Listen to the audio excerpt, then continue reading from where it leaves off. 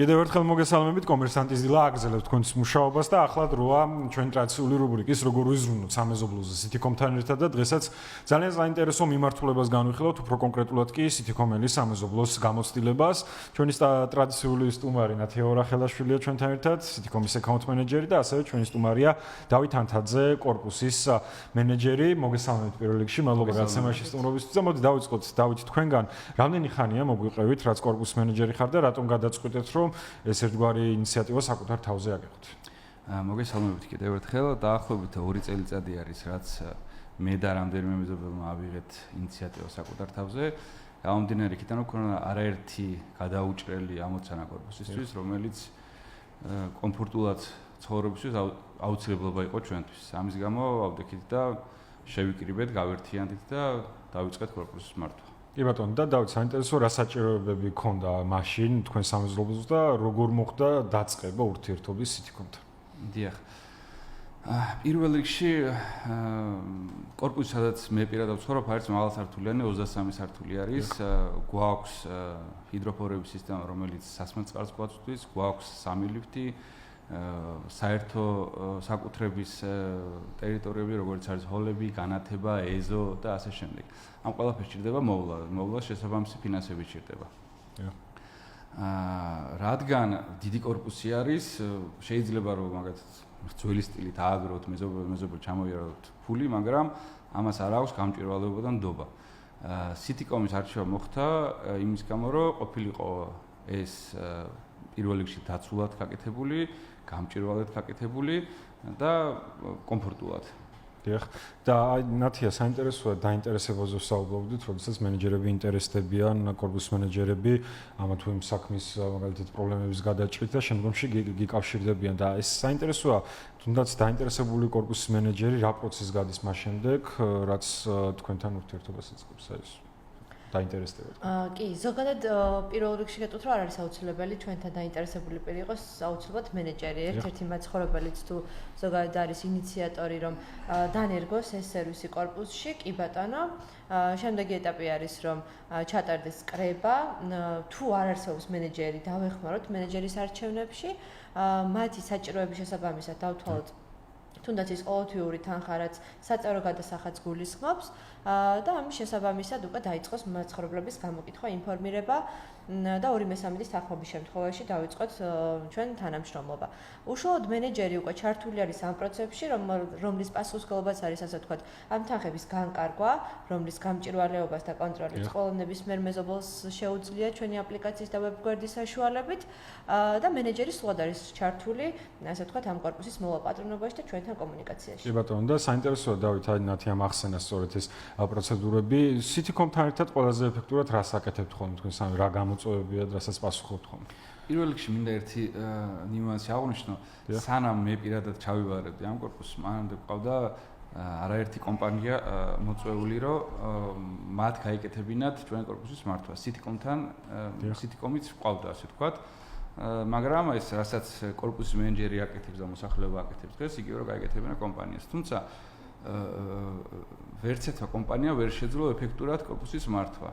და ჩვენთვის, როგორც მოსახლეობისთვის, ძალიან მნიშვნელოვანი იყო, რომ როდესაც ამ კომპანიებთან წარმოგვეშვა ფინანსური სხვა სახის დავა, სიტიკომმა ყოველთვის დაიჭირა მოსახლეობის მხარე. და ამითი, ასე ვთქვათ, ძალიან გვერდზე დაგვიდგა და დაგვისოგა რამოდენიმე ათასი თანხა, რომელიც ჩვენ შეგროვებული იყო და ყოველთვის სწორად განსჯიდა და სწორად ხვდებოდა ამ ყველაფერს, რომელმაც დამატებითი დაცულობა შეგვიძინა და დამატებითი ნდობა ამ კომპანიის მიმართ. რაც შეეხება კითხვა უშუალოდ შეეხებოდა იმას, ყველაზე ეფექტურად რა შეიყენებთ? ყველაზე ეფექტურად პირველ კითხვაშიც ვახსენე, რომ თანხების შეგროვება და ამისი გამჭვირვალედ ხარჯვა. რომ არც ერთ მოსახლეს არ ქონდეს იმისი განცდა, რომ მე რო დღეს გადავიხადე პირობითად 10 ლარი, რაში დაიხარჯა ეს.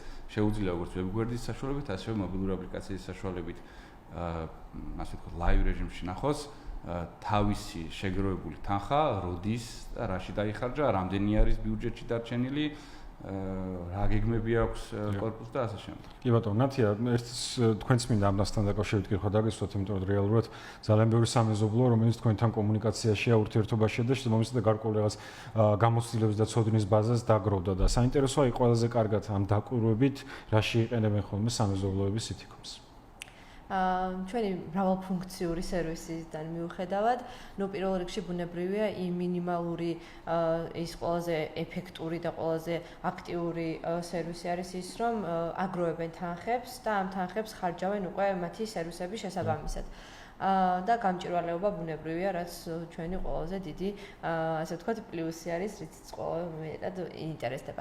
რაც შეეხება ყველაზე აქტიური სერვისი, ერთ-ერთი, რაც არის, ეს არის ყოველთვიური, უпростоრად ერთჯერადი ხარჯებისთვის შესაძლებელი თანხების მობილიზება, რასაც ძალიან აქტიურად იყენებენ.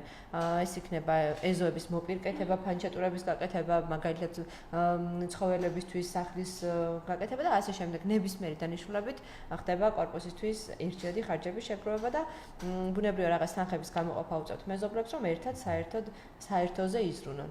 კი ბატონო, და ხო, სავარაუდოდ ეგ ძალიან პოპულარული იქნება, ისედაც თუ უცებ რაღაც გაფრთხილდა პირობითა და თანხა იქნება საჭირო, ამ დროს უცებ წამებში შეიძლება თქვენი ასე ვთქვათ დახმარებით ესეთი ტიპის თანხის შეგროვება და არა მეზობელ სიარული, როგორც ძველ დროში ხდებოდა ხოლმე ასე და დავით მინდა ასევე ბოლოს თქვენ კითხოთ, თქვენ ახსენეთ დასაწყისში და შემდგომშიც თანხის შეგროვების პლუსები და ეს გამჭვირვალობა, რაც ონლაინ პლატფორმას საშუალებით რაც არის, რომლის საშუალებითაც შეგიძლიათ აკონტროლოთ სრულად თანხა. საინტერესოა აქამდე რაც შეგროვილა ეს თანხები რეალურად რა პროექტებს ახორციელებდით ხოლმე, რას გამოყოფთით ყველაზე მეტად? როგორც ვახსენე, Citycom-ს ერთი და ყველაზე მნიშვნელოვანი აქვს, რომ ამის გამჭვირვალობას გვაძლევს და თანხის შეგროვების მექანიზმს გვაძლევს. მეორე ასევე დაცულობაც არის. მაგალითად, корпуსის ყველა შესასვლელ კარზე გვიყენია ასევე Citycom-ის აბარათე სისტემა, რომ არ მოხდეს უცხო პირობის корпуსში შემოსვლა. რაც შეეხება თავად დახარჯულ თანხებს, დიდი корпуსი არის, გვაქვს წყლის სისტემა, 4 წყლის ტუმბო გვაქვს 40 ტონიანი წყლის ავზი. როდესაც ჩვენ გადმოვიბარეთ 4-ვე ტუმბო ახლები შევიძინეთ უკვე, იმიტომ რომ დაახლოებით 10 წლის სამუშაო რესურსი ჰქონდა და უკვე ამორტიზირებული იყვნენ.